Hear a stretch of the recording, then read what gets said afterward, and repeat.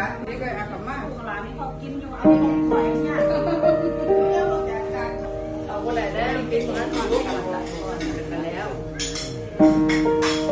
เขาให้ยากินข้าวเหนียวอะไร